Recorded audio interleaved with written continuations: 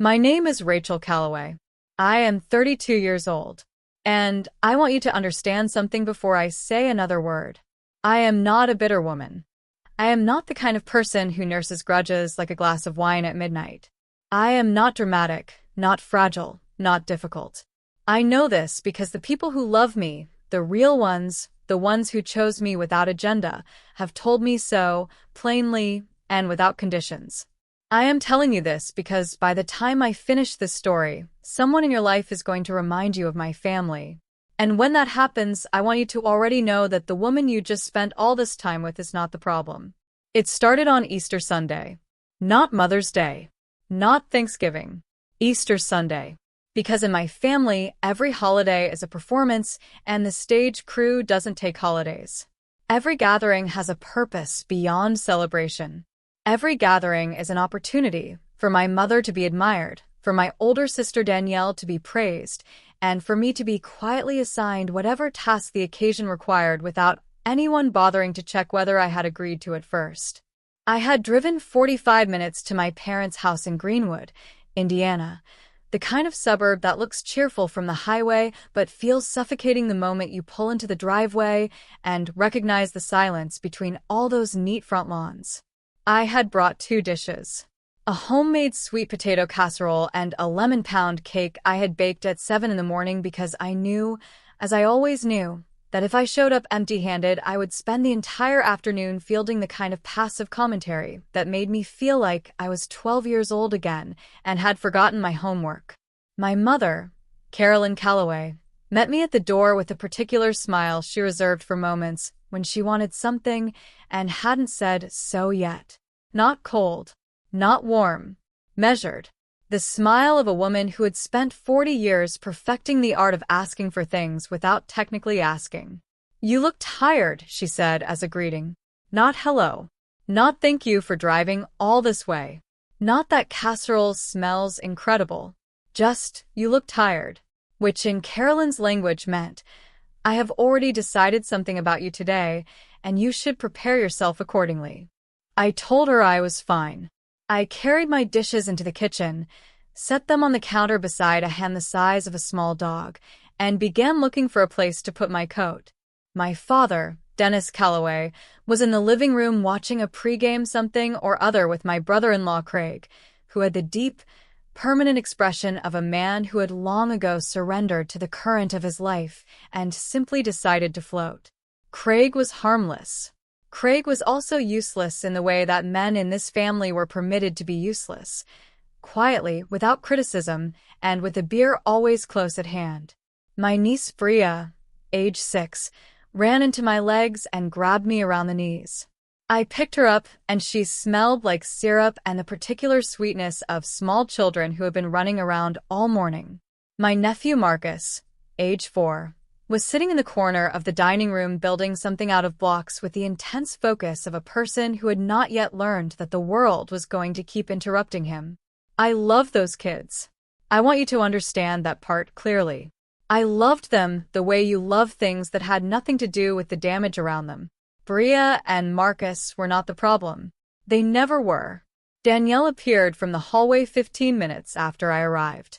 My older sister, 35 years old. Danielle had married Craig at 27 and had Bria and Marcus in rapid succession and had spent the years since operating at the center of my family's gravitational field the way certain people do. Not through cruelty exactly, but through an absolute and lifelong conviction that her needs constituted everyone else's emergency. She had my mother's eyes and our father's certainty, and she had turned both into a kind of weaponized charm that most people outside our family found genuinely likable. She hugged me with one arm. Her other hand was holding a glass of sparkling water. "You brought the casserole," she said. "Good." I forgot to make a side. I noticed she didn't say, "Thank you." We sat down to eat around 1 in the afternoon. The table was set the way my mother always set it for Easter. The good dishes, the cloth napkins, the centerpiece of yellow tulips that Danielle had probably received credit for even though I would bet my left arm my mother bought them. We said grace. My father carved the ham. Bria knocked over her juice, and nobody flinched because Bria knocking over things was as reliable as sunrise. We passed dishes. The lemon pound cake was already getting compliments from the far end of the table where two of my parents' friends, another couple named the Hargroves, had joined us for the holiday. It was, on the surface, a perfectly ordinary Easter dinner. And then, as we were moving between the ham and the casserole, right in that warm little window when people feel settled and full and the wine has done its first quiet work, Danielle put down her fork, looked across the table with the expression of a person who has been rehearsing this moment for weeks, and said, "We have some news." Craig looked at the tablecloth. The table quieted. My mother's hand stopped moving. "We're pregnant again," Danielle said. The sound that came out of my mother's mouth was not a word. It was something older than language. Pure, involuntary delight. She clapped once and covered her mouth, and her eyes went glassy, and she reached across the table and grabbed Danielle's hand and said, "Oh, sweetheart. Oh, this is the most beautiful Easter gift." My father nodded in the slow, satisfied way of a man who felt the world had just confirmed something he already believed about himself and his lineage. The Hargroves offered warm congratulations. Craig smiled at the tablecloth. Bria asked if the baby would be able to share her room. A third child. I watched all of it happen from my seat at the corner of the table. I smiled because not smiling would have required an explanation I wasn't ready to give. I said the right things. "Congratulations, that's wonderful. How far along are you?" I picked up my wine glass and took a sip and told my face to stay still. And then my father turned to me. He didn't ask. He didn't suggest. He didn't float a thought or raise a possibility or begin a sentence with "what do you think?" He simply turned to me with the complete assurance of a man announcing a self-evident fact and said, "Rachel, you'll take on more with the kids once the baby comes. Give Danielle a chance to get on her feet." The table didn't go quiet. That was the worst part. The table just kept humming. Mrs. Hargrove nodded. My mother began talking about due dates. The world continued rotating on its axis, as if my father had just said something as unremarkable as "pass the rolls." I said, "I'm sorry?" Not because I hadn't heard him, because I was giving him the opportunity to realize what he had just done and walk it back. I was giving him the exit. I had been giving people in this family exits my entire life. He didn't take it. "You work from home," he said. "Your hours are flexible. It just makes sense." And there it was. The three most loaded sentences in the history of my family, delivered with the casual, unblinking certainty of someone reading from a document that everyone else had already signed. You work from home. Your hours are flexible. It just makes sense. As if working from home meant I had nothing to work on. As if flexible hours meant hours that belonged to other people. As if making sense was the same thing as being asked. I opened my mouth. I closed it. I looked at Danielle, who was still smiling the private, satisfied smile of a person who had just gotten something they wanted and was waiting to see how long it took everyone else to catch up. Then she said it. She tilted her head at me with that particular quality of casualness that people use when they want to deliver an insult and maintain the ability to later call it a joke, and she said, "Come on, Ratch. It's not like you have a whole lot happening." The table went quiet for exactly 2 seconds.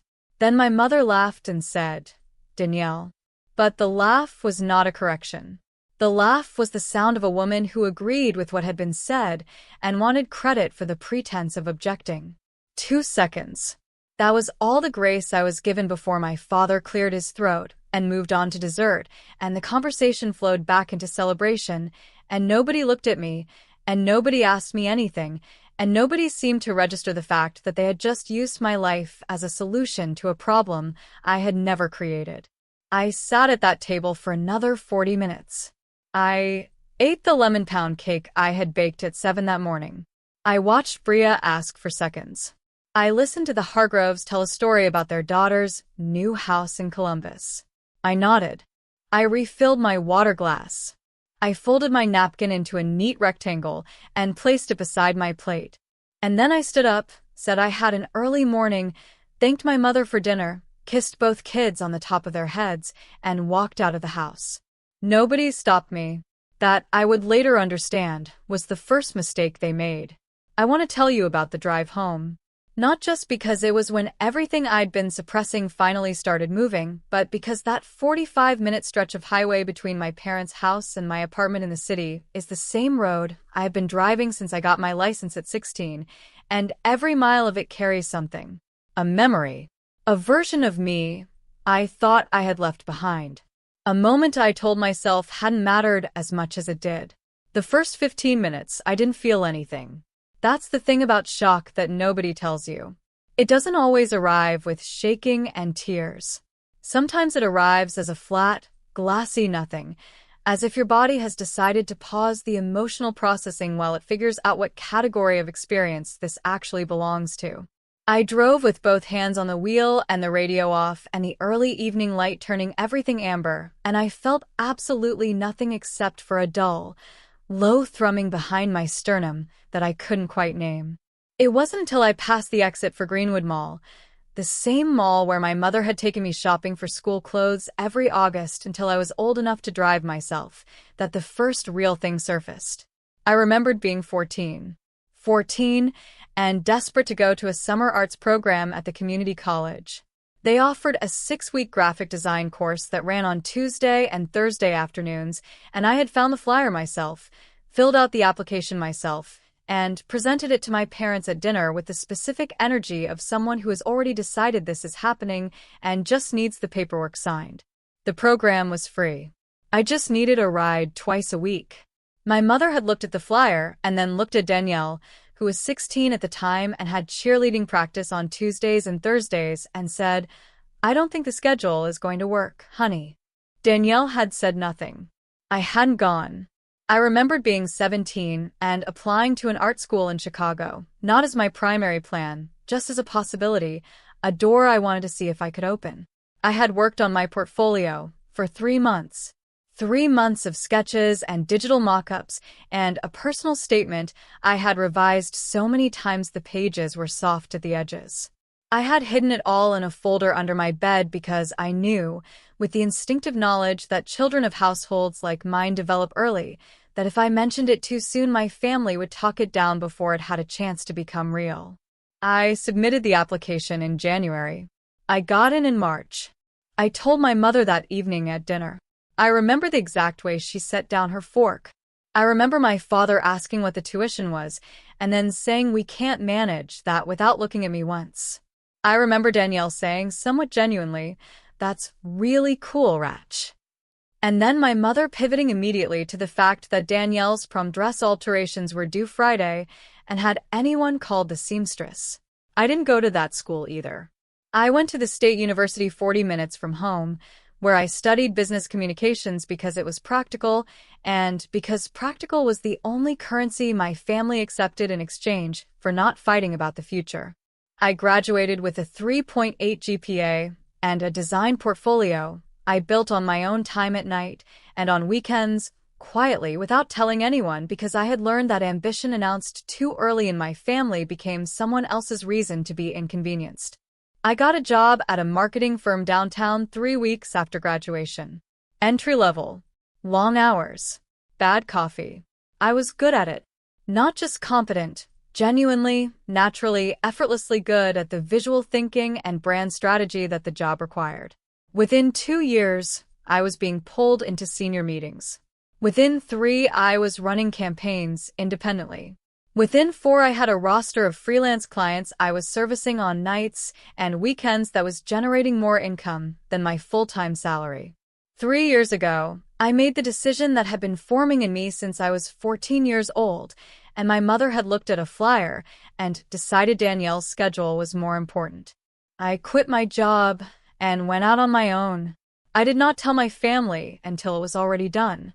My mother's response had been concerned in the way that people are concerned when they don't really want you to succeed, but understand that overt discouragement will make them look unsupportive. She asked if I had savings. I said yes. She asked if I had clients. I said yes. She asked what I would do about benefits, and when I explained my plan, she nodded the way she always nodded when she'd run out of practical objections and needed time to find emotional ones. My father said, "Well, just make sure it doesn't interfere with the things that actually matter." The things that actually matter. I had never asked him what he meant. I should have, maybe. Because sitting in my car on that highway at 7 in the evening after Easter dinner, I finally understood exactly what he'd meant. The things that actually matter were not my things. The things that actually mattered were the things this family needed from me. My business, my ambitions, my schedule, my time. Those were the accessories of a life, pleasant enough to tolerate as long as they didn't get in the way of what the family had already decided I was for. And what I was for, apparently definitively, across 32 years of accumulated evidence, was availability. I was the spare, the backup, the flex resource, the daughter without a husband, without children, without a lease on anyone's time that the family was willing to acknowledge as legitimate. Every time Danielle needed something and my parents couldn't provide it, they had looked down the table at me. Every time a gap appeared in the family's logistics, it had been filled with my hours, my effort, my presence, and my silence. And I had let them. For a long time, I had genuinely let them. Not just because I was afraid to object, but because a part of me, the 14-year-old who didn't get to go to the arts program, the 17-year-old who didn't get to go to Chicago, had internalized a version of herself that wasn't quite worth the disruption of saying no. That part of me was very tired. By the time I parked outside my apartment building, I had stopped feeling nothing. What I felt instead was something quieter and more permanent than anger. It was the particular clarity that arrives when you have been patient with something for so long that patience itself finally runs out, not dramatically, not explosively, but completely. Like a thread that has been pulled and pulled until one day it simply is no longer there. I sat in the car for a while longer. My phone was buzzing on the seat beside me. My mother. My father. My mother again. A single text from Danielle that said, "You could have at least said goodbye to the kids." I put the phone face down. I went upstairs. I poured a glass of water and stood in my kitchen in my Easter dress and my good heels, and I looked at the city through my window, and I said, out loud to nobody, "I am done." I didn't know yet how much that sentence was going to cost me. I changed out of my dress. I made tea. I sat on my couch with a throw blanket pulled over my legs the way I always do when I'm trying to think through something without my body in the way. My apartment is small and bright and completely mine, the kind of space that only makes sense as a home if you understand the person inside it. I have my drafting table near the window. I have the good light. I have prints on the walls that I designed myself, framed in the simple dark frames I ordered off the internet after 6 months of deciding where each one would go. Everything in this apartment was a choice I made for myself, deliberately, without asking for approval. I did not open the texts right away. I had lived with the rhythm of my family long enough to know what they said without reading them. The choreography was always the same. Phase 1. Wounded concern. Are you okay? You just left, we were worried. Phase 2. Gentle accusation. You embarrassed the family. Danielle is upset. Phase 3. Reframing. You misunderstood, nobody meant it that way. Phase 4. Moral pressure. Families sacrifices for each other. That's what love looks like. Phase 5. The guilt invoice. After everything we've done for you. I had received that exact sequence so many times over the years that I could have written it myself. I opened the messages anyway. Not because I expected to be surprised. Because I believe in looking at things directly. My mother, 6:48 p.m. Rachel, why did you leave like that? Your father and I are very concerned. Please call us. My mother, 7:02 p.m. Danielle is upset. You walked out in the middle of her announcement. Do you understand how that looked? My father, 7:15 p.m. Call your mother. 3 words. That was all he had for me. My mother, 7:31 p.m. I think you may have misunderstood what was being discussed at dinner. Nobody is forcing you to do anything. We just assumed you would want to support your sister. This isn't like you. This isn't like you. That sentence did something to me that none of the others did. Because it was true, and not in the way my mother intended it. It wasn't like me to leave. It wasn't like me to push back. It wasn't like me to not smooth it over, to not fold myself back into the shape they needed, to not drive back and apologize for making things uncomfortable even when I was the one who'd been publicly assigned to a job I never applied for. She was right. It wasn't like me. And that was exactly the problem. Danielle at 7:44 p.m. I can't believe you did that. This is one of the most important moments of my life, and you made it about yourself. Again. Like you always do. Like you always do. I read that one 3 times. I sat with the specific quality of injustice that lands when someone accuses you of the very pattern they have been perpetuating. Like you always do. As if I had a history of centering myself in Danielle's announcements. As if there existed somewhere in the 20-year archive of our sisterhood a single significant moment that I had hijacked for my own purposes. As if the woman who had grown up deferring, accommodating, stepping aside, canceling, adjusting, showing up, covering, carrying, and then carrying some more had ever, even once, made a family moment about herself. I put my phone down. I called my best friend, Serena. Serena Washington has known me since our sophomore year of college. She is a labor and delivery nurse in Columbus, and she has the specific combination of warmth and absolute zero tolerance for nonsense that I think the universe must produce intentionally in certain people as a gift for the rest of us. She answered on the second ring, which meant she was probably home and not on a shift. I told her everything. Not quickly, not efficiently. I talked the way people talk when they need to let something out of their body, in circles, with repetitions, with pauses where the weight of it needed a moment to settle. I told her about the announcement, the way my father had said it, the way nobody at the table had reacted, and the way Danielle had leaned back in her chair with that smile like she'd just watched the last piece of a plan click into place. Serena was quiet until I finished.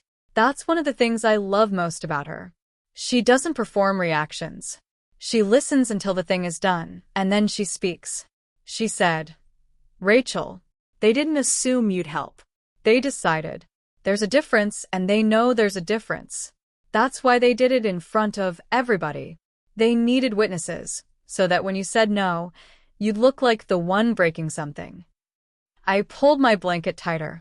She said, "What are you going to do?" I told her I didn't know yet. She said, "Yes, you do. You just haven't let yourself say it out loud." I sat with that for a minute. Then I said, "I'm going to tell them no. And I'm going to make sure they actually hear it." Serena made a sound of approval. Then she asked me something I hadn't asked myself yet. She said, "How long has this been going on? Not just tonight. How long?" And I told her, "Not all of it. There wasn't enough night in the world for all of it. But enough." The arts program at 14. Chicago at 17. The Thanksgiving when I drove 2 hours to cook a full meal because Danielle said she was overwhelmed, and then arrived to find Danielle on the couch with a glass of wine watching a movie while my mother explained that she hadn't wanted to tell me until I got there because she was afraid I wouldn't come. The Christmas when I canceled a work trip to New York, a genuine professional opportunity, flights and hotel already booked because my mother said she needed help with the kids. And when I arrived on Christmas Eve, my father told me I looked stressed, and maybe I should think about why my work was making me so anxious. As if it were my job, that was the problem. As if the job was the thing extracting from me without permission. Serena was quiet again for a moment. Then she said, "Ratch, they've been doing this your whole life. And now they want a third child's worth. You understand that's what this is." I understood. We talked for another hour. She told me to write things down. She told me not to respond to the text tonight. She told me to sleep if I could and think clearly in the morning before I said or did anything. I told her I would. I went to bed at 11. I did not sleep until almost 3. I know the exact moment the next morning when everything shifted from a difficult family situation into something that I am going to call, plainly and without apology, a violation. It was 7:22 in the morning.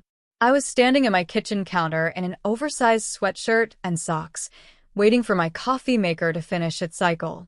My hair was still tangled from sleep. I had a client deliverable due by noon, a full brand identity package for a restaurant group out of Indianapolis, and I had already opened my laptop and pulled up the files. I was going to get through the morning. I was going to be professional.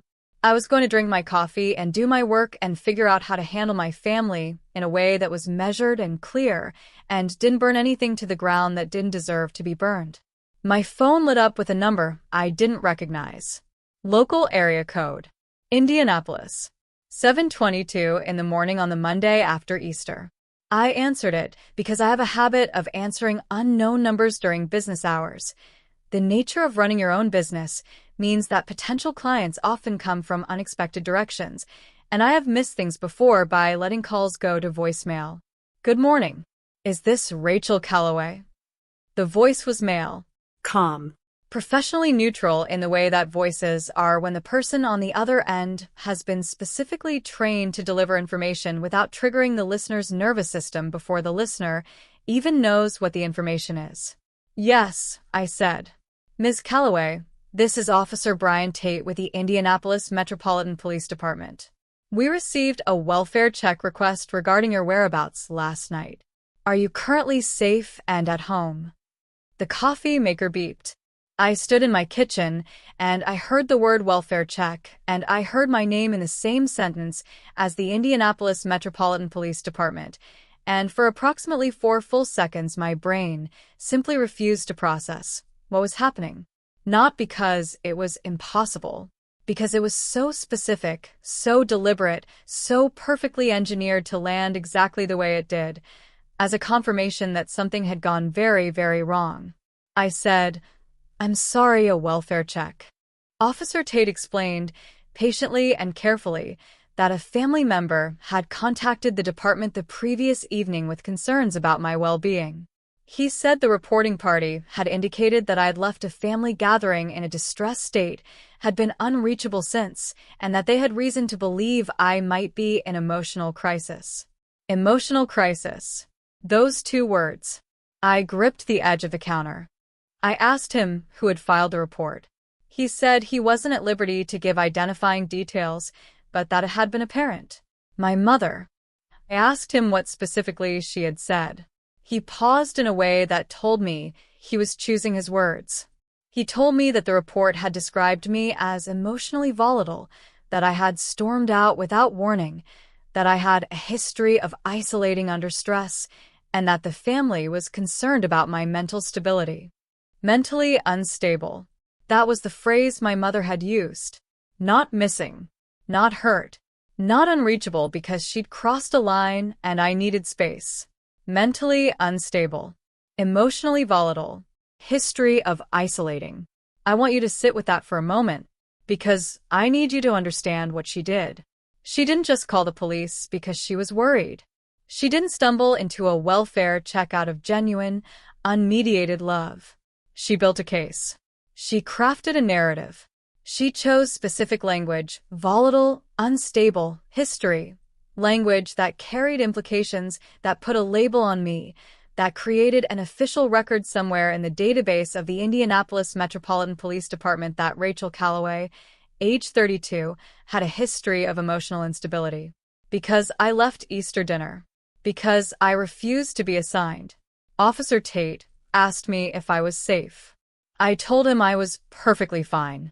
I told him I had left a family dinner after a disagreement and chosen not to respond to messages because I needed space, and that was my right as an adult.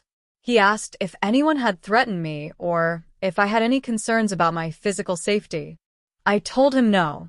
He asked if I was under the care of any mental health professionals, and the fact that he had to ask that question, the fact that my mother's report had included enough language to make that a reasonable thing for a police officer to inquire about on a Monday morning while I was standing in my kitchen in my socks waiting for coffee, made me feel something I can only describe as a cold and total fury. I answered him calmly. I told him I was a self-employed graphic designer, that I was in excellent mental health, that I had been home since 7 the previous evening, that I had a client deadline in 4 hours, and that the only crisis I was aware of was the one my family had apparently decided to create on my behalf. He was professional. He was actually kind, in the careful way that law enforcement officers sometimes are when they recognize that the situation they've been dispatched to is domestic theater rather than genuine emergency. He said he was glad I was safe.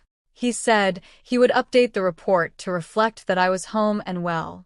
He said, gently, that it sometimes helped to reach out to the family directly so they could confirm my status, and then he paused for half a beat and added, given the nature of the initial report, I just want to make sure you know you can always contact us if anything changes on your end.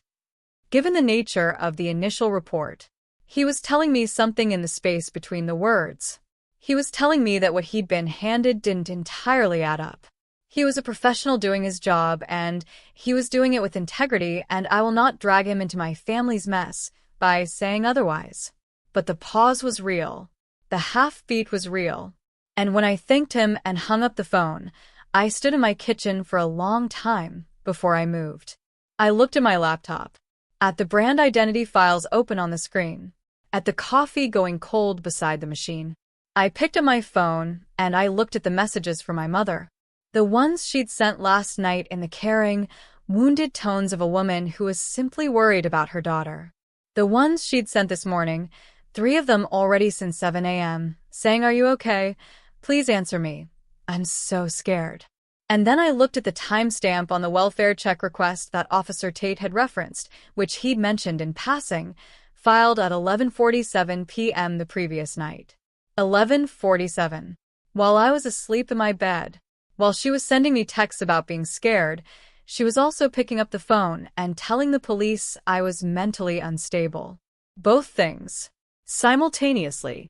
The concerned mother texting her daughter and the same woman, in the same hour, using official channels to have her daughter's emotional stability questioned by law enforcement. I poured the cold coffee down the drain, made a fresh cup, sat down at my drafting table, and finished my client work by 11:30 because I am a professional and I honor my commitments, and then I called Serena and told her what had happened. Serena was quiet for longer than usual this time. Then she said, "Rachel, she didn't do that out of love. She did that because you didn't fold." I knew. She said, "This is not a family that made a mistake in the heat of emotion. This is a system. And the system just showed you what it does when you stop cooperating." I knew that too. She asked me what I was going to do. And this time I told her. Serena asked me to wait before I did anything. Not forever. Not even long. She asked me to wait 3 days while she made a few calls. There was something in her voice, not alarm exactly, but a specific kind of careful deliberateness that she sometimes carries on shift when a situation is developing and she needs all the information before she acts. I asked her what she was calling about. She told me that 2 months ago, at a mutual friend's baby shower, she had run into my cousin Patrice. Patrice was on my mother's side of the family, 3 years older than me, someone I had grown up alongside but drifted from as adults do.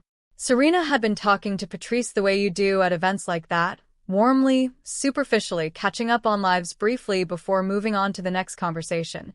And Patrice had said something about me that Serena had filed away at the time as unfortunate gossip.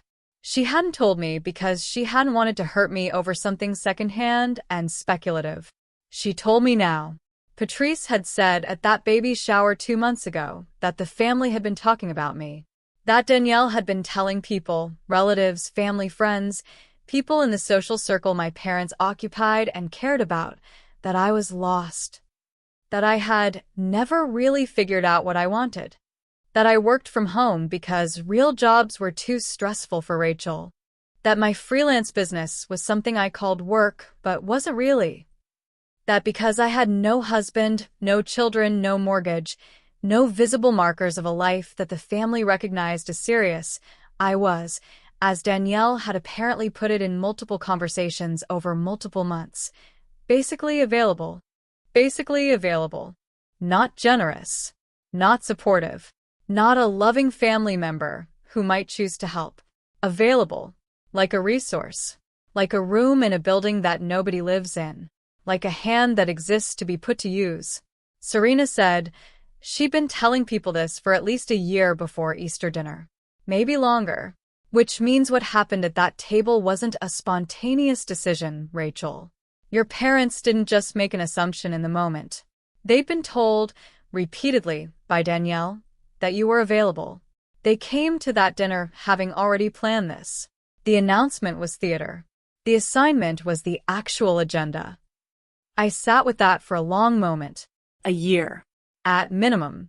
My sister had spent a year building a story about me, about my openness, my schedule, my supposed directionlessness, and feeding it to the people whose opinion of me I had always been careful of. Not because I cared about impressing them, but because the story they believed about me shaped what they felt entitled to ask of me. And Danielle, whether consciously or instinctively, had understood that. She had understood that if the family believed I had nothing real happening in my life, they would feel no friction in volunteering me. They would feel no guilt in the assignment. She had laid the groundwork. I thought about my business. I thought about the fact that in the 3 years since I had gone out on my own, I had built something real. Something documented, something invoiced, something that existed in contracts and deliverables and client relationships and a growing reputation in my industry. I had a full project calendar through the end of the year. I had 2 businesses waiting on proposals I was preparing. I had a studio name and a registered LLC and a business account at a bank downtown that had a healthy, growing balance that was nobody's business but mine. And my family, not one of them, had ever asked to understand any of it. Not one of them had said, "Tell me about your work. Tell me what you're building. Tell me what it means to you." Not one of them had looked at what I was creating and thought, "This is real. This is her life." They had looked at what I was building and seen a gap. Availability. A schedule that could be bent around their needs because who would push back? Certainly not Rachel. Rachel never pushed back. I took out my laptop. I opened a new folder on my desktop and I called it, plainly, Record.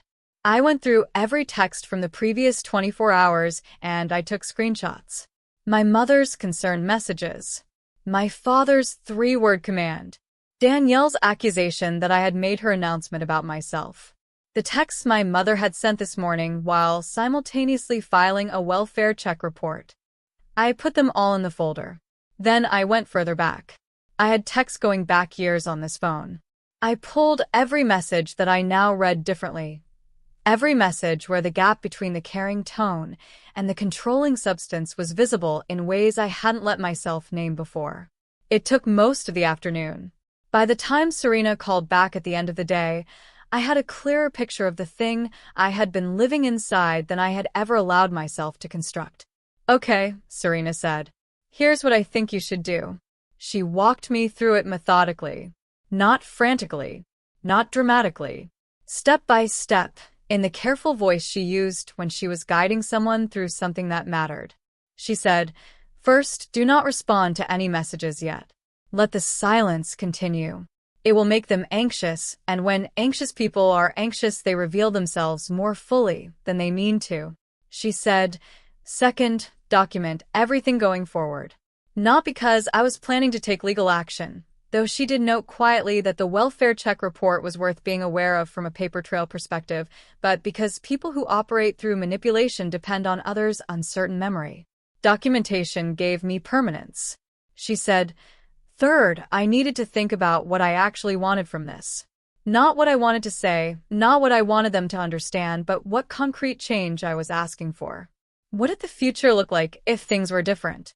What was I willing to accept going forward, and what was I not?" That third one sat in me the longest. What did I want? I wanted to be asked, not assigned. I wanted my work to be acknowledged as work. I wanted my time to be treated as something that belonged to me before it could be offered to anyone else. I wanted to love my niece and nephew without that love being used as leverage. I wanted to be able to say no to something and have that no received as a legitimate answer, not as a symptom of a problem that needed to be corrected. I wanted to be a person in this family, not a function. I wrote all of that down too. And then Serena said, "And Rach, I think you need to go back." I didn't answer right away. She said, "Not because you owe them an apology. You don't. But because this pattern has survived this long, because everything that happens in that family happens in private. Behind closed doors, behind the performance, in the spaces where there are no witnesses. If you want this to stop, really stop, not just pause while they recalibrate, you need to say what's true in the same place and in front of the same people where the lie was told. I understood her. She said, "They picked a public table. You get to pick a public answer." I had not looked at social media since Easter dinner. This was not unusual for me. I am not someone who refreshes Instagram as a reflex. I use it professionally, carefully for the work, and I have a personal account that I treat with a fair amount of neglect because I have a life I would rather be living than documenting. But on the second morning after Easter, while I was drinking coffee and gathering myself for the day, I opened the app. My mother had posted. Not one post. 3. The first had gone up on Easter evening, after I left. It was a photo collage from dinner.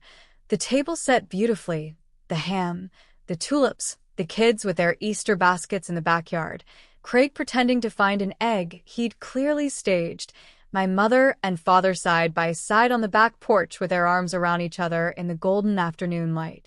The caption read, "Grateful for the family God gave us. Some days are messy and beautiful all at once, but love is what holds us together.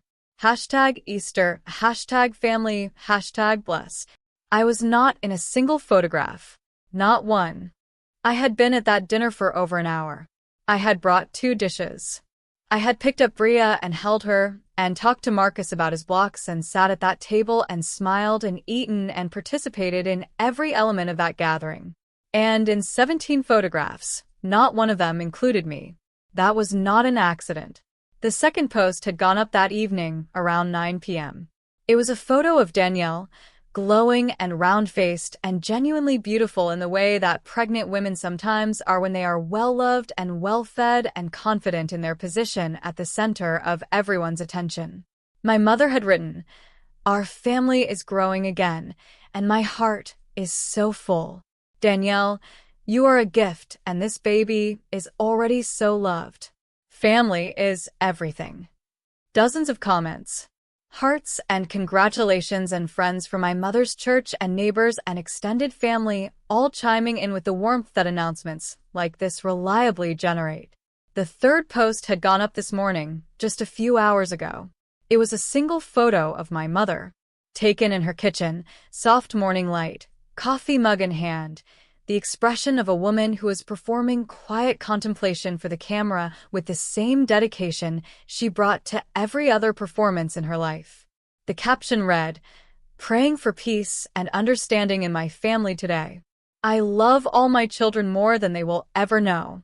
Even when it's hard, especially when it's hard. Even when it's hard, especially when it's hard." The comments. "Oh, Carolyn, I hope everything is okay. Sending love and prayers to your family. You are such a devoted mother. Whatever is going on, God sees your heart. Stay strong, Mama. Your children are lucky to have you." She had taken the story public without ever naming me. She had not said Rachel left. Rachel was difficult. Rachel refused. She had not had to.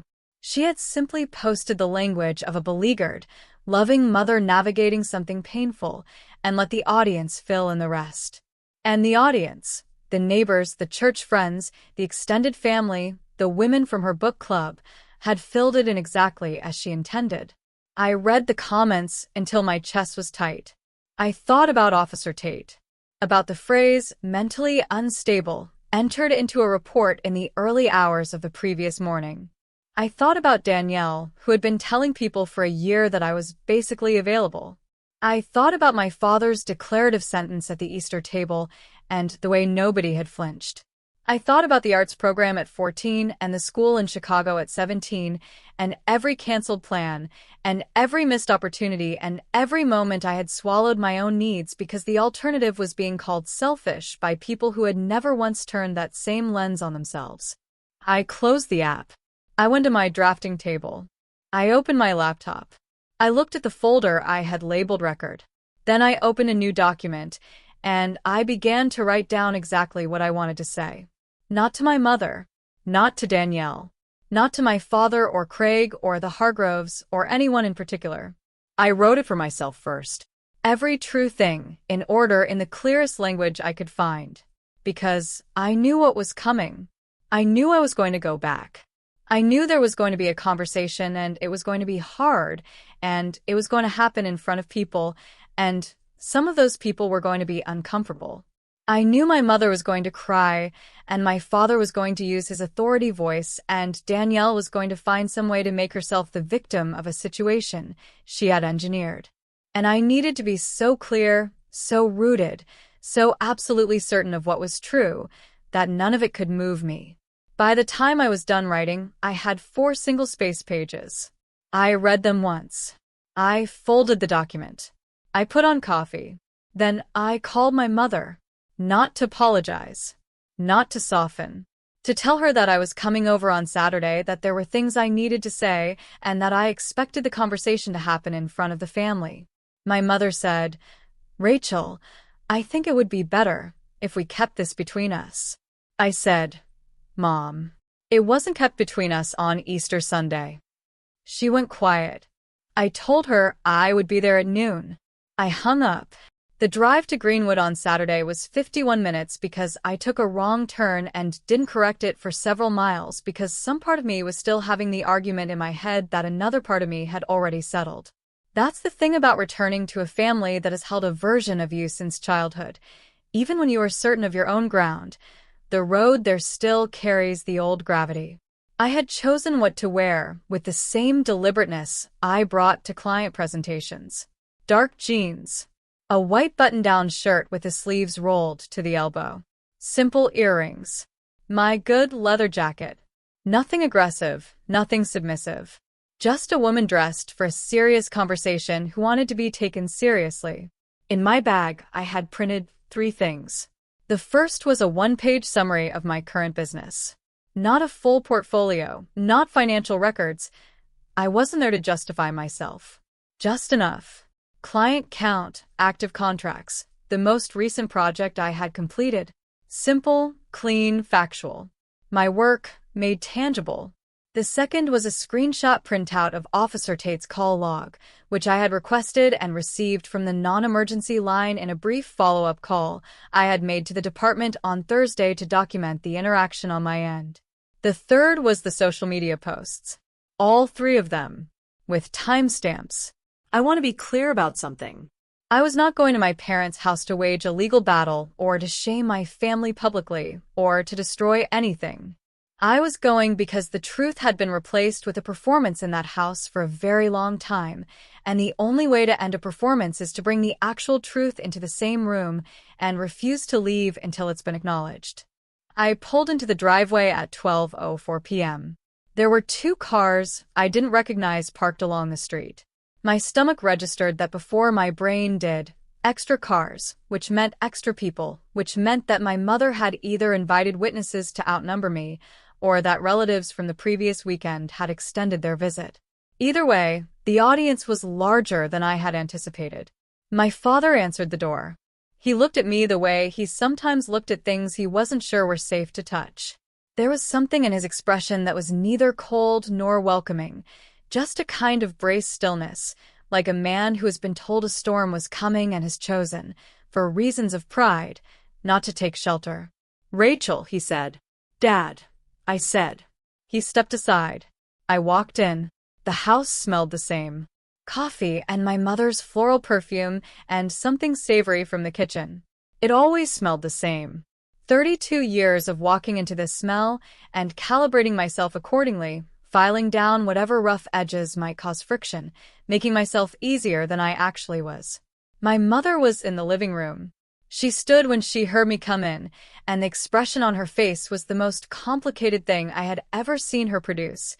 A compound of genuine relief, preemptive hurt, careful warmth, and something underneath all of that I can only call apprehension. She was not sure which version of Rachel had walked through the door, the old one or the new one. She was about to find out. In the living room were my Aunt Patricia, my mother's sister, who I actually loved, and her husband Gerald, and their son Marcus, not my nephew, a different Marcus, a cousin of mine, roughly my age. They were seated on the sofa, with the body language of people who had been told something general and preparatory before I arrived, and were now trying to appear casually neutral. Danielle was in the armchair by the window. She was wearing a soft maternity top, and her hair was down, and she looked, if I'm being truthful, beautiful in that particular way that pregnant women sometimes look when they know they are in a room full of people who love them. Craig was not there. Craig, I suspect, had been given permission to be absent because Craig had the rare good sense to recognize when a room was about to become something he didn't want to be part of. The children were upstairs. I could hear them. My mother said, "Can I get you some coffee, sweetheart?" I said, "Mom, I think we need to talk." She folded her hands. She glanced at my father. He sat down. I sat down too. And then, because I believe in beginning with what is true rather than building toward it, I said, "On Monday morning at 7:22, I received a call from an officer of the Indianapolis Metropolitan Police Department telling me that someone had filed a welfare check describing me as emotionally volatile and mentally unstable." The room went completely still. My Aunt Patricia's hand stopped moving on her knee. My mother's mouth opened and then closed. My father inhaled once through his nose. Danielle stared at me from the armchair. I continued. My voice was steady, not raised, not trembling. Steady. The welfare check was filed at 11:47 p.m. on Easter Sunday. At the same time, Mom, you were sending me text messages saying you were scared and asking me to please answer. Both things were happening simultaneously. My mother said, very quietly, "Rachel, I was worried about you." "I know that's how you framed it," I said. But the officer used specific language that doesn't come from worry alone. Emotionally volatile, mentally unstable, history of isolating under stress. That language came from somewhere. It was chosen. "I was frightened," she said. Her voice was taking on the early tremor of tears, the specific register she used when she needed the room to feel her pain before the conversation went further. "You left without a word, and you wouldn't answer your phone." "I left to dinner," I said. "After Dad told me, in front of everyone, that I would be taking on care for the new baby. After Danielle said I had nothing important happening with my life. I left. I went home. That's all." The room was very quiet. My Aunt Patricia looked at my mother. My father said, "Rachel, your mother was concerned. You don't have to make it into something, Dad." I said it evenly, and I said it once. She told a police officer that I was mentally unstable. I have the call record. I reached into my bag and placed the printout on the coffee table. Not aggressively. Not like a weapon. Like a fact that needed to be in the room. That is a documented record of a welfare check filed against me. For leaving dinner. My cousin Marcus leaned forward slightly. He looked at the paper. My mother's eyes were filling now. Genuinely, I think, not entirely performance. She was hurt. But here is what I understood that I had not understood before. You can be genuinely hurt and still have caused genuine harm. Those two things are not mutually exclusive. Her tears did not cancel the telephone call. Then Danielle spoke. She uncrossed her legs. She leaned forward. And in the voice she used when she was about to reframe something that was not going well, she said, "Okay, I think this has gotten completely out of hand. Mom was worried about you, Ratch. She made a call. Maybe it wasn't the perfect call, but she loves you. Can we talk about what actually started all this? Because the real issue is..." "The real issue," I said, "is exactly what I'm talking about." She blinked. "The real issue," I continued, "is that at Easter dinner I was publicly assigned to care for your third child without being asked. In front of relatives and family friends. And when I left, instead of accepting that assignment, the response was not a conversation. It was a police report and 3 social media posts designed to make you look like the injured party." I reached into my bag and placed the social media printouts beside the call record. My Aunt Patricia made a sound. Very small. Very quiet. The sound of someone who has just had something confirmed that they had been uncertain about. My mother looked at the posts, at the photos she had selected, and the captions she had written. Seeing them on paper, outside the warm, familiar glow of the app, they were different. They were what they were. Carolyn, my Aunt Patricia said. Just that. Just my mother's name. My mother looked at her sister. Something passed between them that I did not have access to, some communication that only siblings can make. My aunt's expression was not unkind. It was the expression of someone who had been watching a thing develop for a long time and had finally, in this moment, been given permission to say so. My father tried authority one more time. He said, "Rachel, I understand you're upset, but this conversation is getting... Dad." I looked at him directly. I made sure he could see that I wasn't flinching. "You told me at the table, in front of the Hargroves and Aunt Patricia and Uncle Gerald, that I would be helping with the kids after the baby comes. You said it the way you say the sky is blue. And you know what I did? I left. That's it. I left. And somehow my leaving required a police report." Craig had appeared in the doorway at some point during all of this. He stood there with his hands in his pockets, saying nothing, but he was listening. Danielle said, "You made my pregnancy announcement about yourself." Danielle. I turned to face her fully. "I have been making your announcements possible my entire life. Every time you needed a sitter, so you could go to something. Every time you were overwhelmed and needed someone to cover. Every time Mom needed help for a holiday and you were somehow unavailable. I have been there. Every time. Without complaint, without scorekeeping, because you are my sister and I love your kids. But I am not a standing order. I am a person. And you have been telling people for over a year that I am basically available." She went very still. "I know," I said. "I know about the conversations. I know what you've been saying to relatives. That I work from home because I can't handle a real job. That I have no real commitments. That when the baby comes I'll finally have a purpose." The color in her face changed. "That's not," she started. "It is," I said. "And you know it is." Cousin Marcus on the sofa had put both elbows on his knees and was staring at the floor in the focused way people do when they are trying not to visibly react to something that they are absolutely reacting to inside. My Aunt Patricia said quietly, "Danielle." Danielle looked at her aunt. Her jaw worked for a moment. "I didn't mean it the way. It doesn't matter how you meant it," I said. "It matters what it did. It built a story about me that gave this family permission to use me without asking. And I am here today to tell all of you, clearly and permanently, that the story is wrong. I have a real business. I have real clients and real deadlines and real professional goals that I have been building for 3 years while my family described me as available. I am not available. My time belongs to me. My schedule is mine. And my no is not a symptom of instability. It is an answer." The room was very quiet. My father looked at the coffee table. My mother was crying now, fully crying. The kind of tears that might be real and might be calculated, and the truth is they were probably both, which is what made my mother's tears so difficult. She wasn't faking the emotion, she just used real emotion to avoid real accountability. Danielle looked out the window.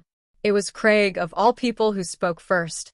Craig, standing in the doorway with his hands in his pockets, who said, not to me, but to the room in general, in the flat, straightforward voice of a man who had decided to stop floating for just this one moment.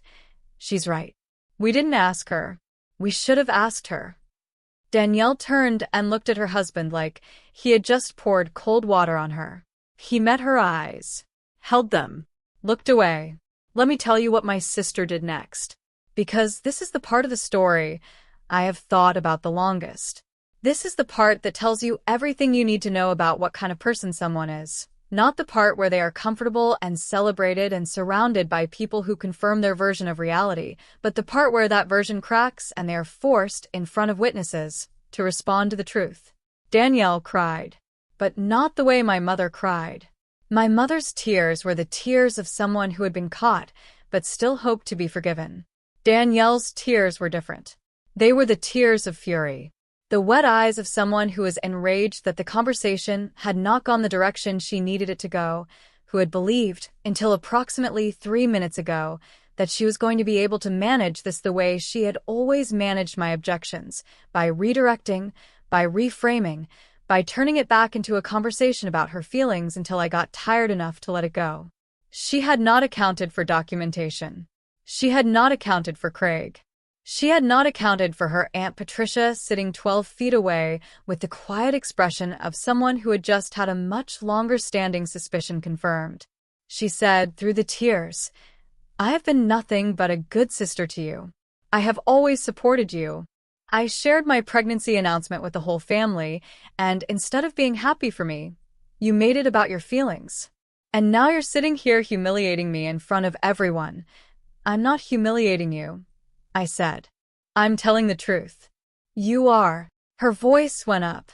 The anger under the tears was fully visible now, the performance eroding in real time. "You always do this, Rachel. You hold these things like weapons and then you wait for the exact right moment to. Danielle?" My Aunt Patricia's voice was not loud. It didn't need to be. "Enough." Danielle stopped. The authority in that single word was the kind that only a generation above yours can produce. Not cruel, not punishing, just completely unwilling to pretend. My aunt looked at my mother. "Carolyn, did you call the police and say Rachel was unstable?" A very long pause. My mother said, "I was worried. That's not what I asked." Another pause. "I called because I was scared." "And what words did you use?" My aunt pressed. Gently but pressed. My mother looked at the floor. She did not answer. My aunt looked at the call record printout on the coffee table. She looked at the social media posts. She looked at her sister for a long moment in a way I recognized. It was the look of someone recalibrating, reorganizing information they had been given over a long period of time into a shape that they should perhaps have assembled sooner. "Carolyn," she said. "This isn't okay," my mother said in a very small voice. I was frightened for her. "You filed a police report describing your daughter as mentally unstable because she left dinner." My aunt's voice was even, not cold, not accusatory, even. "And then you made 3 social media posts positioning yourself as the suffering mother, while Rachel was home, safe, working." The room was so quiet I could hear the upstairs television through the ceiling where the kids were. My father cleared his throat. He looked like a man who had wanted to be the authority in this room and had realized, progressively, that authority required being in the right, and he was currently not in a position to make that claim. He said, "Rachel, your mother and I made some mistakes in how we handled this." It was not an apology. It was the opening bid of a negotiation dressed as an acknowledgement. But it was also more than I had expected from my father in a single sentence, so I let it stand. I said, "I want to be very clear about what I'm asking for. Not now only, but going forward." I folded my hands in my lap the way I did when I was in a professional meeting and needed to convey both seriousness and calm. I will not be providing regular childcare for the new baby. I love my niece and nephew, and I will be present in their lives as their aunt. But I am not a hired hand. I am not a standing arrangement. If there is ever something specific that comes up and you genuinely need help and you ask me properly, ask me, not assign me, I will consider it. But it is never again to be assumed. My father nodded once. "Slow." Additionally, I said, "I am asking that nobody in this family make any further characterizations of my work or my schedule to other relatives or family friends. What I do for work is not a topic for family gossip or advanced planning." Danielle's jaw was tight. I looked at her directly. "Danielle." "I love you. I love Bria and Marcus, and I will love this baby. But if I am ever described as available, directionless, or basically free, I will correct the record. Every time, without hesitation." She looked away. I looked at my mother. "And Mom, if you ever file another welfare check on me for leaving a conversation I'm not comfortable in, I will pursue every formal option available to me. That's not a threat. That's a boundary." My mother pressed her fingers to her lips. I am not mentally unstable, I said. I am a woman who said no. Those are not the same thing. The room held that. For a moment nobody moved. Then Craig, from the doorway, made a quiet sound. Not a laugh, not entirely. Just an exhale with a shape to it. The sound of a man who had spent years watching a pattern play out and had just watched someone interrupt it for the first time. My Aunt Patricia looked at me with an expression I will probably keep for the rest of my life. She didn't say anything. She didn't need to. The expression said, I see you. I have always seen you. I should have said so sooner. I'm sorry I didn't. I picked up my documents from the coffee table. I put them back in my bag. I stood. My mother said, Rachel, please stay for lunch. I stood there for a moment. I did not stay for lunch. Not because I wanted to punish her. Not because I needed the dramatic exit. But because I had said everything that was true, and I had said it clearly, and staying for lunch would have been the old behavior. The behavior of a woman who disrupts a comfortable fiction and then immediately tries to smooth it back into place to avoid making anyone uncomfortable for too long. I was done smoothing. I said goodbye to my Aunt Patricia and Uncle Gerald and Cousin Marcus. I said I would call Bria and Marcus upstairs before I left. I went up to the kids' room and hugged them both, Bria in her Easter socks, Marcus with a crayon still in his hand, and told them I loved them and that I would see them soon. Bria said, Are you sad, Aunt Rachel? I said, No, baby. I'm okay. She accepted this with the clean pragmatism of 6-year-olds and went back to what she was doing. I walked down the stairs. I picked up my jacket from the hook by the door. I looked at my mother once more. She looked exhausted and smaller than she had before I sat down, not in a way that satisfied me, but in a way that simply was. I said, I do love you, Mom. That part was never the question. She reached for my hand and held it for a second, and her eyes were full and her mouth moved, but she didn't say anything. I let go, and I walked out the door. I want to tell you about the weeks that followed, because the story doesn't end when you walk out the door. Nobody's story ends at the exit. The exit is only the place where you stop managing other people's discomfort and start managing your own. The first week was the loudest. My mother called twice a day for the first 3 days. I answered some of them. Not all. The conversations were careful in the way that conversations are when both parties are aware that something real has been said and neither party is entirely sure what the new terrain looks like. She didn't apologize for the police report. Not directly. Not in the clean, unambiguous way I would have needed to call it an apology. What she did instead was a thing my mother had always been skilled at. She described her own actions as a kind of confused love. I panicked. I didn't know what to do. I wasn't thinking clearly. Those are not apologies. They are explanations dressed as apologies. And I had learned by now to feel the difference. I received them calmly. I did not argue with them.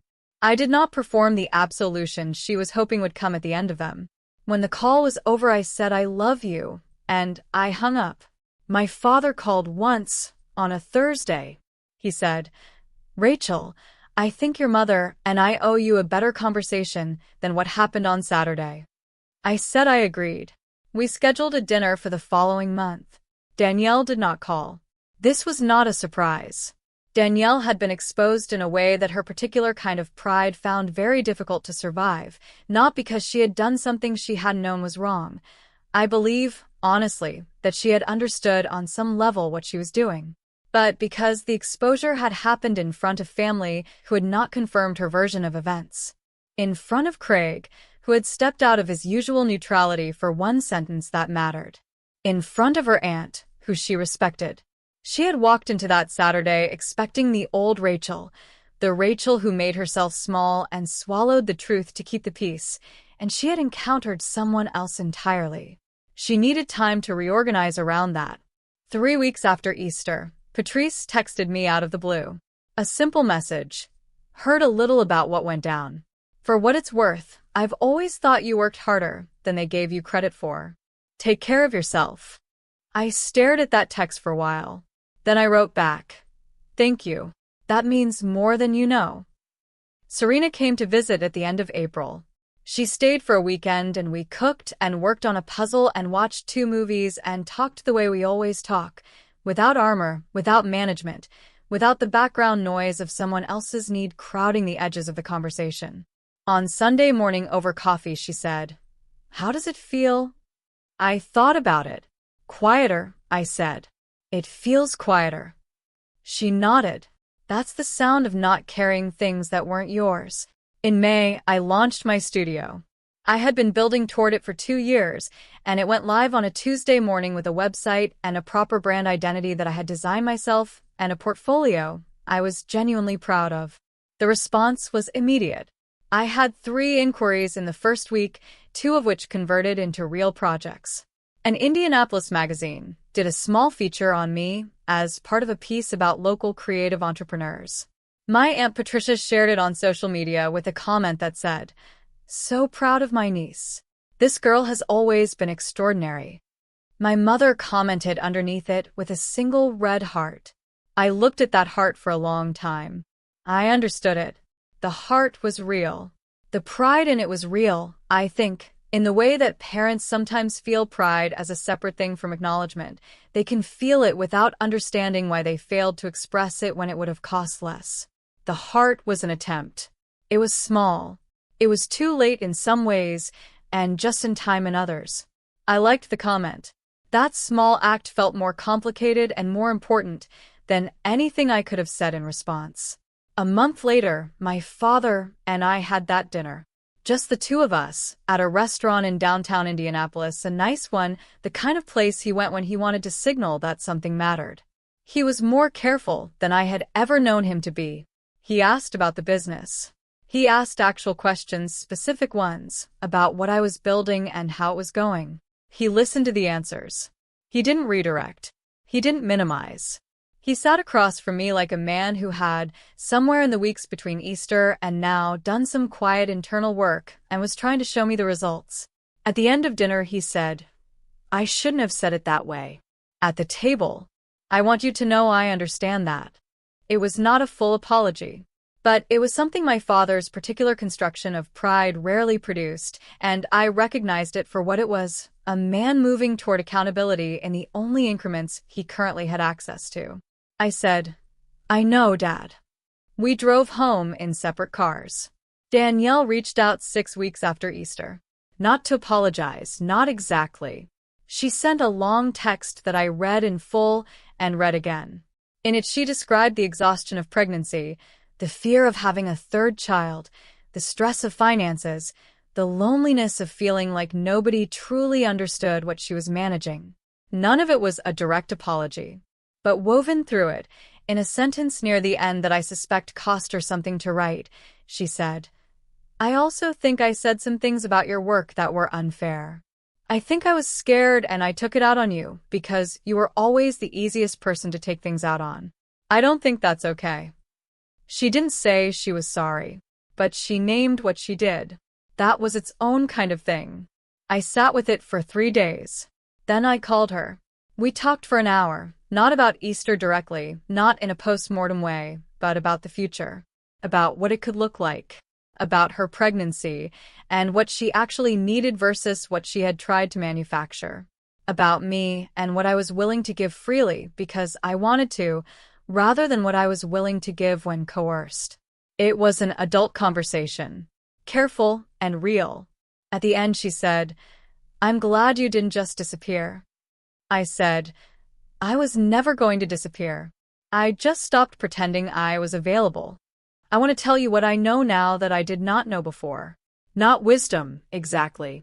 Not the packaged kind that wraps itself up neatly at the end of a story. Just the specific things that are true for me, earned in the particular way that things earned through difficulty stay earned. I know that being easy to love is not the same as being loved well. For a long time I had confused those 2 things. I had made myself easy to call on, easy to rely on, easy to take for granted, easy to assign, and I had mistaken the volume of requests for the depth of regard. My family needed me constantly, and I had let that constant need feel like love. It wasn't. Need is not love. Need is just need. Love is what happens when someone asks how you are and means it. Love is what happens when someone knows what you're building and cares whether it succeeds. Love is the thing you're left with after the usefulness is removed, and I had spent a very long time not checking whether anything was left. I know that boundaries are not punishments. Every time I had edged toward asserting myself in this family, the edge had been met with the accusation of cruelty. As if saying no to something I hadn't agreed to was a form of violence against the people asking. As if limit setting was the same as withholding love. It is not. A boundary is a fact about where you end and someone else begins. It is not a wall built to harm. It is a line drawn to make honest relationship possible. You cannot genuinely connect with someone who has no self. And I had been trained, slowly across decades, to reduce myself to the dimensions that made me useful, which is not a self at all. It is a service. I know that silence from certain people is not peace. After Easter, in the weeks when I wasn't answering every text immediately, when I was allowing gaps and pauses and the uncomfortable weight of unanswered expectation to sit where it belonged, I felt the particular anxiety of a woman who has been trained to manage other people's emotional states from a very early age. The silence felt wrong. It felt like something was broken. It took time, real time, not intellectual reassurance but lived experience, to understand that the discomfort was not evidence that I had done something wrong. It was evidence that I was no longer doing the work of keeping everyone comfortable at my own expense. The discomfort was withdrawal from a habit. And like all withdrawals, it was real and it was survivable, and eventually on the other side of it, there was something cleaner. I know that the people who have always seen you clearly are a form of wealth. Serena, my Aunt Patricia, Craig in that one unexpected doorway moment. These are the people who did not need me to explain myself because they had already assembled the evidence. They did not need documentation because they already knew the shape of the thing. And I had spent years being more careful about how I appeared to the people who misread me than I had been about keeping close the people who saw clearly. That calculus has shifted. I know that loving someone and refusing their demand can be the same gesture. This took the longest to understand. Because the story my family told, the story families like mine always tell, is that love means yes. That if you refuse something, you are withdrawing love. That no is a closed door, and closed doors are the opposite of family. But love that demands dissolution is not love. A family that requires you to disappear into service to prove your belonging is not offering you belonging. It is offering a contract. And I had spent too long honoring a contract I never signed. The studio is real. I want to end with that. Not with a dramatic conclusion. Not with the scorecard of who apologized and how much and whether it was sufficient. With the thing that was always true and is now, finally, visible enough that even the people who had decided not to see it have had to adjust their position. My work is real. My life is real. My time belongs to me first, and the portions of it I choose to share with the people I love are gifts, not debts, and they are given willingly or not at all. I am 32 years old. I have a business I built from nothing. I have a best friend who answers on the second ring. I have niece and nephew who call me every Sunday, and a baby nephew arriving in September who I will love fully and freely, in the way that you can only love someone freely when the love has not been assigned. I have an apartment that smells like coffee and looks like me and holds nothing I didn't choose. And I have, finally, after 32 years of practicing silence, the certain and unshakable knowledge that my no is not a crisis, not a symptom, not a betrayal, and not a wound. It is an answer, and it is enough.